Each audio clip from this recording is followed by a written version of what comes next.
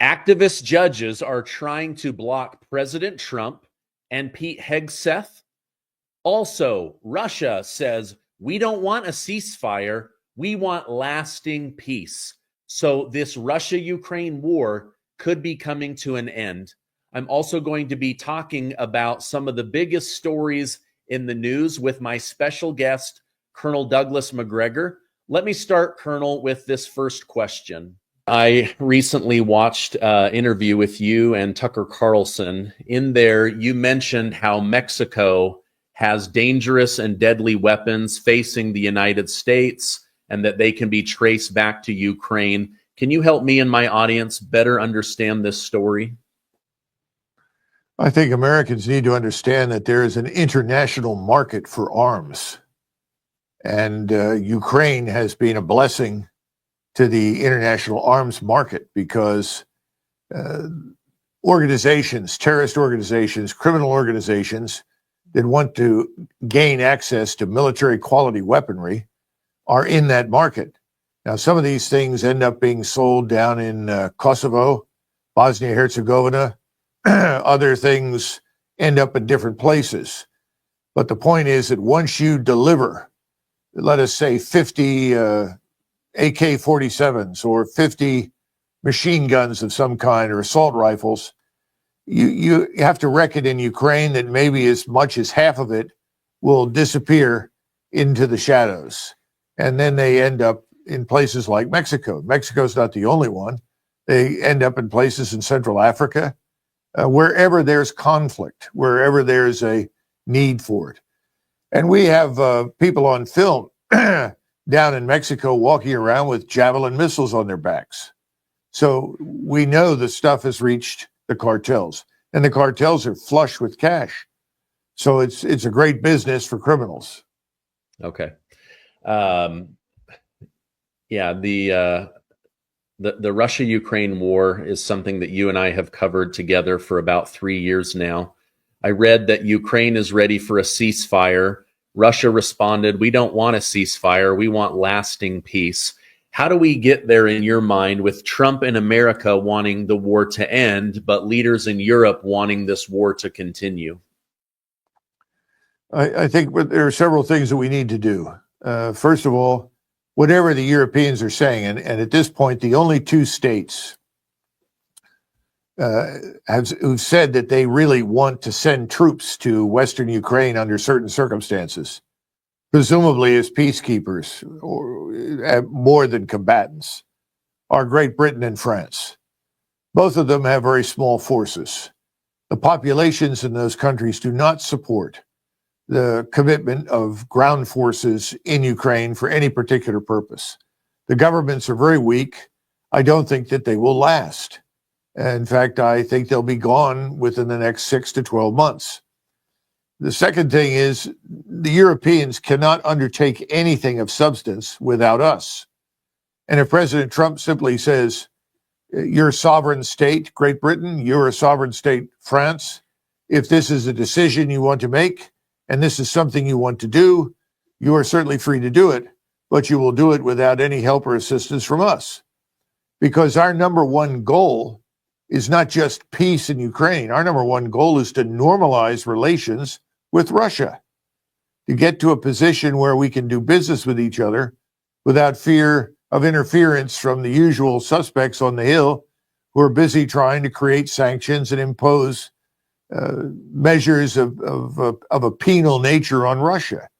We want to get out of this vicious, endless cycle of Russia hatred and Russia paranoia. It's stupid. It's unnecessary. I know President Trump wants to get past that. So how do you get there from here? The Russians have said for a very long time, at least over the last 2 years repeatedly, they're not interested in a ceasefire. Why do they not have an interest in a ceasefire? Because from their standpoint, the ceasefire just buys time for the Ukrainians to rest, refit, and potentially find more weapons with which to attack Russia. That's not their interest. They've said, we're happy to negotiate while we continue to fight. And then we can look at what is possible. But we're not going to sign on for a ceasefire. And the worst part of this is that we're offering a ceasefire on behalf of Ukraine when President Trump has turned around and said, I'm resuming military aid to Ukraine. Well, why would you resume aid to this regime that you are trying to push into peace if you're serious about peace? It makes absolutely no sense. And I've said for months that the precondition is very simple. End all forms of military aid immediately. That involves intelligence sharing, anything. And then secondly, withdraw our technical support. People in Ukraine who are in uniform, out of uniform, intelligence, doesn't make any difference. All American citizens get out. Now, why is that important? Because that's a clear signal to Ukraine that we're not supporting you anymore. If you're going to try and fight this, you're on your own. The moment you do that, Ukrainians will cease and desist, even. They can't operate on their own for very long. And the Russians know this. And I think the Russians are really perplexed by our behavior because they do believe that President Trump is sincere, but his actions don't support that sincerity. So I think there's a lot of confusion and incoherence right now in the conduct of our foreign and defense policy. Okay. I, for one, thought it was great when he cut off the intelligence, the aid, the equipment. I was shocked to see him resume so quickly. My only thought was, okay, his first impeachment came from Democrats not liking the way he behaved with Zelensky and Ukraine. Could that play a role in not wanting to get caught up in another impeachment? Do you think he's under a lot of pressure from the NATO leaders? I guess I don't understand why he resumed. I think that people probably told him, if you do not resume this, then you have no bargaining chip at the game, at the gaming table. You see, these people think that they're dealing with some sort of gambling operation. You've heard people say, well, you don't hold the cards. What are your cards? And so forth. That's bad juju, frankly. We're talking about a very serious conflict that has always had the potential to spin out of control and involve more European states in it. That is not over. As long as the fighting lasts, that potential to spin out of control is quite real. So we need to stop talking in those terms. Secondly, we have no leverage. Only leverage we have is with the Ukrainians. And that's why the Russians look at us and say, if you want to end this, remove this government, get this man Zelensky out. To pretend that Zelensky is an independent operator, that somehow or another he miraculously showed up without any influence from us, is absurd. He's there because the people that we put on the ground in Ukraine that installed this government in 2014 wanted him to be there. We made the deals with the various oligarchs to pick him up, this former actor, and install him as the president of Ukraine. Now, he's long since outlived his usefulness, let's put it that way, to us as a puppet. So let's get rid of him, be done with it. And the other thing is, we could hold elections in that country. If we're serious, we could invite the Organization of Security and Cooperation in Europe in, let them monitor this, and pick a new government. We could also find people in Ukraine who are willing to serve in an interim government, who are not committed to this endless war, because Zelensky and his friends are committed to it. They're in a position that's frankly not very different from Netanyahu. The moment they sign on for peace, they're finished. The moment Netanyahu says, okay, we're stopping, he's finished. That's the problem. So getting them out is necessary. We have the instrumentalities to do that. I'm not talking about assassinating the man per se, but we can remove him and we can end this phony government in Kyiv. I had read that Trump was hopeful that there would be elections in Ukraine, that they could bring somebody else in. Do you think that the Zelensky White House blowup that happened 10 days ago or so, do you believe that that was a setup in order to pressure Trump and the United States into giving more money to the war? Or do you think that that was a natural misunderstanding? First of all, I don't know. I know that the individual responsible for the meeting was Secretary of State Rubio. And Secretary of State Rubio is a newcomer to the peace initiative. He has always supported all of the warlike measures. He is very much part of the neocon community. He set it up. Now, did he know that Zelensky was going to come in and behave that way? I have no idea. But it was embarrassing. It was embarrassing to us. It was embarrassing to the people of Ukraine, which this man claims to represent. I have never accepted that truth. I think the Ukrainians want an end to this war. They don't support it. And the sooner we end it, the better for Ukraine. Ukraine is now a dying state, effectively. And no one seems to care in Washington. They're simply seen as useful for the purpose of continuing the war on the assumption, which is totally false, that this somehow harms Russia. On the other hand, we can make the argument that Russia has never been stronger, more cohesive, more militarily capable than it is today. And that's largely a result of the war that we have been waging on the backs of Ukraine. I also read that President Trump has said he might pull U.S. troops out of Germany, shift them over to countries more like Poland and Hungary that are more aligned with what America wants. What would be the purpose of that? Is that something that might happen? I don't know. That's a new one on me. My experience with President Trump is that he wanted a gradual disengagement of U.S. forces from Europe, and for that matter, in Northeast Asia and many parts of the world. He wants partners, allies, to be their own first responders. And that's completely legitimate in my view, especially since this is 80 years after the Second World War, and certainly 30 years plus after the dissolution of the Soviet state system and the Warsaw Pact. Why are we continuing to behave on the ground, in the air, at sea, as though nothing has changed? And I think that's what privately President Trump thinks, and I agree with him 100%. So I don't know where this came from. Perhaps that was just a backhanded way of rejecting German attitudes. I have no idea. But the point is, at this stage, I think it's irrelevant. I think there's an interest in diffusing this crisis, and it is still a crisis, and getting it over with. And the way you do that is not by moving forces further east into Hungary on the border with Ukraine. Okay. As they start to have negotiations with Putin, do you think that Trump will have to pull personnel, military equipment, money support, intelligence out of Ukraine as a show to Putin that he's serious about ending this war? I think we have an interest for fiscal reasons and strategic reasons to largely withdraw the American military establishment from the European continent. I think that's clear. We have bigger fish to fry here at home. We have to make spending cuts. Defense is the largest single portion of discretionary spending. What do you do in defense when you cut it? You cut from the outside in. You reduce your overseas presence and you bring forces back and you shrink your budget accordingly.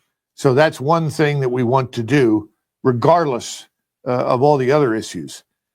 And yes, I think it's very important that we understand that the Russians, from the very beginning, go back and look at the proposals they submitted in December of 2021, before the war began. And they were looking for a larger solution that involved restoring confidence measures. In other words, dictating in advance where forces would go and when they would go, how many would go, and whether or not there would be observers there from Russia, from NATO, and so forth. That's something we ought to go back to. I don't know that we can at this stage, because I don't know that Europe is prepared for all of that. I think, truthfully, the European populations have to go to the polls. They have to signal their rejection of all of these previous policies. I think that's going to happen. I think it's begun, but I think it's going to have to go further. And frankly, there's not that much we can do to influence it, except to do, as I said earlier, President Trump simply needs to say, look, we don't want this war. And if you are going to insist on perpetuating this conflict, you're going to do it on your own, because that is not in the interest of the United States. We don't think it's in the interest of Europe. Yeah. I mean, I take President Trump at his word when he says he wants this to end. Just within the last couple days, he was with the Prime Minister of Ireland, and the Ukraine war came up, and he said 2,500 young people died just last week. Like, we've got to end this. I know that even though he's not Ukrainian, it seems to really weigh on him that every week that goes by is thousands of more humans dead. That really does seem to bother him. Speaking of that, I have to imagine that you were on Ukraine's kill list for openly talking about the Russia-Ukraine war. I'm on that kill list. Alex Jones has posited this week that the journalist at InfoWars that was killed could have been related to Ukraine. He's now saying General Michael Flynn and others high up are warning him to get security, that there is communique and chatter about Zelensky and Ukraine coming after journalists in America. Any truth to that? Is this possibly just paranoia? I think we have to treat the threat seriously. The problem, of course, is that most of us cannot afford private security. So most of us should be armed and prepared. And I certainly am. That's a foregone conclusion. So it may be possible to kill me, but it won't be easy. Let's put it that way. Now, how serious is the threat? I think it's very serious, seriously directed at President Trump. That's my greatest concern. And I hope the FBI and the Secret Service are taking it seriously, because most of these Ukrainian operatives, people that are capable of assassinating people, they are in Northern Virginia. They're concentrated there. They've been working closely with the CIA. So I think that's where we need to focus right now. The president's security is number one. As for the rest of us, we need to be mindful. We need to be alert and consider the possibility that however insignificant we may be for some reason, some Ukrainian nationalist out there sees benefit in killing us. Okay. Whew. All right. Let's talk about a domestic issue. I read this morning, Judge Tanya Chutkan of Washington, D.C., the judge that oversaw the January 6th case about Trump, has now ordered that the personal information of Elon Musk's Doge team be made public. She's essentially legally doxing them. Is this so that Democrats and activists can go and harass these people and their families? Why would they order the public release of all of their information? I think we have to understand, Stephen, that we are not simply a divided country. What I would call the committed left, which does involve, sadly, for reasons of monetary benefit, large numbers of so-called rhinos on the Hill, that cabal is at war with us. In other words, they are genuinely interested in the destruction of Americans like you and me. We have to be frank about it. And they do have great reach. They're extremely well financed. They're not financed necessarily by entities overseas. They're financed by people within the United States. So I think that's what we have to come to terms with. We are divided, and one side is in open war with us. And they have their disciples, their adherents, whatever you want to call them, in the judiciary system. And they will ignore the law. They will ignore what is right. They will ignore the Bill of Rights. Those things carry no weight with them. Now, some people say that's because they're Marxists. That may be. I don't think it's necessarily a Marxist ideology. I just think it's an ideology of hatred for us. And they will use the levers of power to whatever extent they want to and need to harm us. That's a reality. One of the reasons that I think President Trump was elected to office was to address that. And he's got to. And he's going to need a lot of help from the Justice Department. So I think Kash Patel has a very important role to play in that connection. So does Bongino. I don't know whether or not he's been confirmed. And obviously Ratcliffe. These people have got to take an interest in what's happening and put an end to it, because the government should not be weaponized by any single group of people for any reason against other American citizens. And unfortunately, that's where we are. President Trump has that personal experience. He knows that very well. Yeah. I read that FBI Director Kash Patel is petitioning to have a private phone line between himself and President Trump. He doesn't fully trust the FBI that he's now the head of, and all of the layers between him and the president. So we'll see where that ends up going. Another judge situation. Pete Hegseth has been tasked with running U.S. defense. He and Trump have decided transgender servicemen and women are a distraction. The hormonal situation could be detrimental. Taxpayer-funded surgeries are inappropriate use of taxpayer money. But now a Biden-appointed judge named Anna Reyes has ordered Pete Hegseth to take down all social media posts referencing trans anything, and is trying to unwind Trump and Hegseth's efforts with trans Americans in the military. Is this a lower court interfering in military matters and trying to block the commander-in-chief? For 50 years, they're members of the U.S. government. They were at one time what I would call members of the loony left. Now they have reproduced, and they include many people who posture as Republicans and conservatives. And they have set out to systematically undermine and destroy discipline inside the armed forces. You have these separate courts now that people are advocating to deal with so-called sexual abuse or sexual aggression cases. In other words, taking more and more authority away from the chain of command, from the organization itself, and intervening in these matters. Look, here's the bottom line. The United States military establishment is not about individuals. You know, I hear people say, well, Mary was a soldier and she did this and so forth. It's not about Mary. It's about formations. When you fight as part of a formation. That formation, to survive, must not have weak links. It must be cohesive. It must be well-trained, correctly equipped, and highly disciplined. You don't take a vote in combat whether or not you're going to attack the enemy. If the enemy is out there and you're tasked to go find it and kill it, that's what you do. You don't take a vote when you're defending an area from enemy attack as to whether or not you will fire a missile, shoot down an incoming aircraft. You do it. These are all about formations, batteries of missiles, batteries of artillery systems, batteries or companies, troops consisting of tanks, infantry, whatever it is. What supports the formation in the prosecution of its mission is good.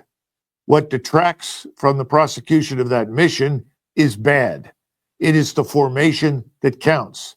If forcing numbers of young women into an organization who are between the ages of 18 and 25 makes people on the Hill happy and feel good, is irrelevant to the military. The question is introducing small numbers of young women into a combat formation of, say, 2, 3, 4, 5, 6, 7, 800, 900 men. Is that a healthy thing? Is it a good thing? Does it help the formation fight, or does it detract? We have seen numerous studies over many, many years that demonstrate very conclusively it detracts. It is not supportive of good discipline, cohesion, and morale. The same thing is true for these transgender cases. People who suffer from gender dysphoria. They can do what they like in the civilian world. In the private sector, all things are possible, I guess. But in the military, that doesn't work. Otherwise, you have no military establishment. And when I look at the American military establishment today, I see large numbers of young men and women who are grossly overweight, who are not in shape, who obviously couldn't fight their way out of a wet paper bag. I think there's a serious problem. That's just one symptom, but it's part of a larger problem. The armed forces are undisciplined. They're not ready to fight anyone on a moment's notice. They're not ready for the kind of warfare that we've seen in eastern Ukraine. And that is kill or be killed warfare at close range and at long range. We're not ready for it. And that's a problem. And Hegseth is up against that. And the president of the United States, I think, knows that. And he's up against it. The Hill is unhelpful. Civilians on the outside who feel nothing but contempt for those of us who are in the professional military are not going to help us. But someone has to insulate us from this deteriorating situation inside the society. We have to have high standards, because if we don't have high standards, we admit people that are not fit mentally or physically to fight. We risk losing badly in a confrontation at sea, in the air, or on the ground. That's the problem. Would it help if high schools and junior highs went back to making physical education a bigger part? I see these old films from what high school was like in the 40s and 50s. People are doing pull-ups, they're running, mazes, they're doing all this stuff. It seems like it was making sure that men were healthy, strong, high testosterone, ability to fight or make more babies. And now it's just very, very soft. Is that where it needs to start? Because otherwise, I don't know that Pete Hegseth has much material to work with. Well, that's a legitimate question. I think there is good human material out there. There may not be as much of it as we would like at this point in time, because we've seen this feminization of men. We've seen the emasculation of men. Anything that smacks of aggressiveness in a man in any way, shape, or form is treated as a disease that needs to be cured. That's a social problem. But in the military, we can't be bothered solving those problems. We have to do what is necessary to build and field effective forces. And men do not want to be led into combat by Pee Wee Herman or any number of other strange characters that come out of Hollywood. They want to be able to respect and admire officers who lead from the front, officers who are willing to lay down their lives on the battlefield, officers that are fit, intelligent, and demonstrate competence. That's what soldiers expect. At the same time, officers must demand that the soldiers they lead are in equally good physical condition as they are. We cannot put up with large numbers of fat people because we're told, well, that's all you're going to get. From the very beginning of this terrible nightmare that we're in right now, I have always said, if we have to get smaller, let's get smaller, but let's get better. Let's not get worse. Well, we've gotten a lot worse. We need to get a hell of a lot better. And if that means that we take in fewer and fewer survive the initial period of time called basic training or advanced individual training, and they can't make the grade, that's fine. If we start with 100 and we end up with 20, at least we know those 20 will be good soldiers, sailors, airmen, or Marines who can do their jobs properly under pressure in combat. That's what we want. Okay. This is my 5th year of covering politics. I've never seen Democrats work so hard in my life, but it's not for abortion. It's not for lowering taxes. It's not for illegal immigrants. It's to keep corrupt programs like USAID, corruption within Social Security going. Do you find it odd that they are fighting so hard to keep fraud versus being disgusted that it exists? No, not at all. I've watched them for years. And whenever you try to explain what's really happening, that USAID and the National Endowment for Democracy, as example, are actively subverting other people's governments, that they are intruding in other people's societies and introducing LGBTQ programs and actions that those societies resist and do not want, they scoff at you. The problem is that we've got a large number of people now on the Hill that are convinced that they have a monopoly on truth, that whatever they say or do is righteous, and whatever anyone who objects to what they want to do is fundamentally bad, and therefore is unacceptable. This has led us down a very, very dangerous road of decay and deterioration. Our forces are weak, not because we don't have good technology. We could use some new infusions of different technologies. No one disputes that, but it's weak because of the human capital problem. And that's what we have to develop, and that's what we have to build. It's the same thing if you go into most of the public high schools. How many people are graduating in many public high schools every year in large urban areas that are functionally illiterate? Well, then why do we graduate them? Why do we confer a high school degree on someone who can barely read and write? Well, we're told that that's necessary. Why is that necessary? We have to be very clear about what we're trying to produce. We don't need to produce people who are frankly incapable of performing effectively within our societies. If they cannot perform effectively through the normal system, we have to build new systems that will find them employment, that will prepare them for something else. We've resisted this for decades. Go read the bell curve. Go read any number of books on this subject. I think it was Irving Kristol that wrote a book about the destruction of Western education. There are so many out there. People have been warning us for years, for decades, of this problem. Everyone's turned a deaf ear to it. And it's the notion that everyone gets a gold star. Doesn't matter what you do, whether or not you perform, you get a gold star. Why? Why? To make everyone feel good, make everyone feel equal. Well, here's a newsflash. We are not all the same. The only place where we enjoy equality, or should enjoy it, is in a court of law. That's where equality counts. And that's not equity, that's equality before the law. In other words, an equal chance for justice. That's where we are today.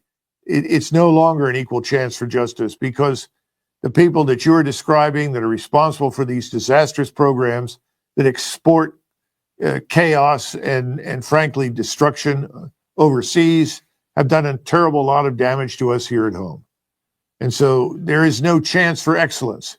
And instead of reinforcing excellence, we are reinforcing failure. That has to stop. Okay. I know we're up against the clock, so I have just a couple more questions here. I'm sorry for ranting and raving. I apologize. No, I love it. This idea of tariffs on paper sounds really good. As I do research, I can see why Trump wants to move in this direction. He sees the abuse of taxes on the American people over the last 100 years. I believe he really is trying to be a change agent for good. But your thoughts on, does he really want to annex Canada, or is this just part of how he negotiates in order to get what he wants on the border, to slow fentanyl, to equalize trade and make it more fair? Your thoughts on all of that? Well, I think the president very definitely wants trade to be fair. He wants it to be mutually beneficial. The problem with a tariff is always a double-edged sword. It cuts in two directions. It cuts at home and it cuts overseas. And they have to be used, tariffs, very judiciously, not carelessly. The second issue is what's changed in the world since 2020, and I would argue a great deal. If you look at China, for instance, 4, 5, 6 years ago, China was actually vulnerable in many areas to tariffs by us. They aren't anymore. In fact, they've adjusted their trade relations, and their big markets are no longer the United States. It's the rest of the world, Southeast Asia, India, the Middle East, Africa, and Europe. And this is not going to change. So if you think you're going to punish China and prevent them from acquiring the natural resources the energy resources, the material resources they need to be productive, you're wasting your time. That can't be done. So you have to think carefully about how you proceed. If you think that China is going to dump goods and destroy you, well, then you could put up barriers to prevent that. But you can't necessarily prevent China from doing business elsewhere. The Chinese are about business. They're ruthless. They're very competent business people. They go where the money is. That's it. And if they do business with you, they're trying to make money. We need to understand that. That doesn't necessarily mean that they are richly deserving of being attacked with American military power. They're not. It's not about military power. It's about business, economics, and resources. Today, if you look at the market, if you tried to take away $1 trillion from China, they've got a $1.5 million or $5 trillion export surplus elsewhere. It has nothing to do with us. It's not going to work. So I don't know how far he can go and how far he can be reasonably successful. We'll see. He thinks they can go a long way. We'll have to see. It may not be possible. It's the same thing that you're dealing with in eastern Ukraine. Russia is the power that has won the war. It's their backyard. They're going to determine what it looks like, not us, just as we will determine what does or does not happen long term in Central America. And that's why what happens in Mexico and Central America is so important to us. It's why we have to be engaged there. I think President Trump understands that. Again, this is the world that we live in is different today. The notion that we enjoy global hegemony in economic or military terms is an illusion. We don't have it. We shouldn't strive for it. We don't need it. We can be irresistibly powerful as we like, to the point where nobody is going to risk attacking us. That we can achieve.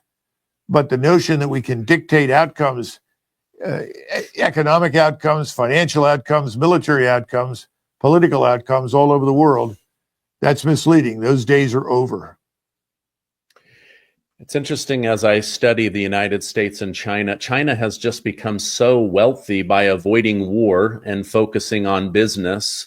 And I think Trump, even RFK Jr., when he was running, said, we need to pull back and really focus on becoming an economic powerhouse. That's the way to dominate for the next 100 years, not through military, blunt force, things like that. Okay. Well, if you go back to World War II and look at the United States, we were a production giant. In other words, we had the factories, we had the scientific industrial base, we had the human capital. All of this was present. And it catapulted us to global power, made us the mainstay of the whole global economy.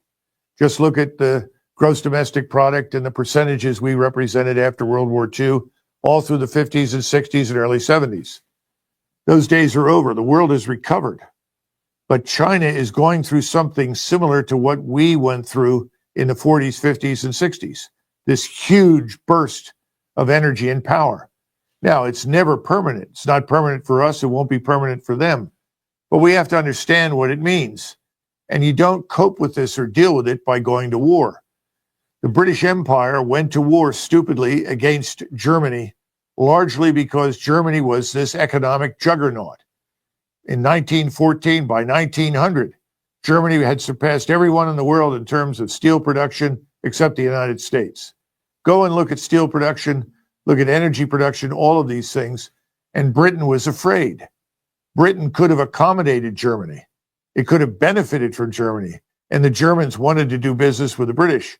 But Britons decided to try and destroy Germany because they saw it as a dangerous competitor. What was the outcome? Britain was destroyed. Germany recovered after World War I. Britain did not. And World War II finished Britain off completely when it did not have to do that. It did not have to sacrifice everything, its national power, its status in the world.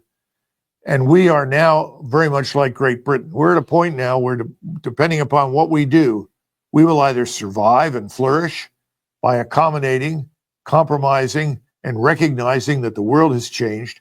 We live in a different world and we can do business with everybody, but we can ultimately tinker with the trade relations. We can have an impact there to make sure that it's mutually beneficial. Or we can go to war, in which case we will be destroyed much as Britain was. Okay. Colonel Macgregor, I know you got a busy day ahead of you. Thank you so much for taking time out to come and speak with me and my community. If people want to follow you online, where can I point them? Well, I would say ourcountryourchoice.com. That's the best place to go and see OCOC's website. Obviously, I'm all over YouTube and in various podcasts with people like you, and that works well. But, then there's, of course, my website, futuredefense.com or douglasmacgregor.com. Just Google it. You'll find it.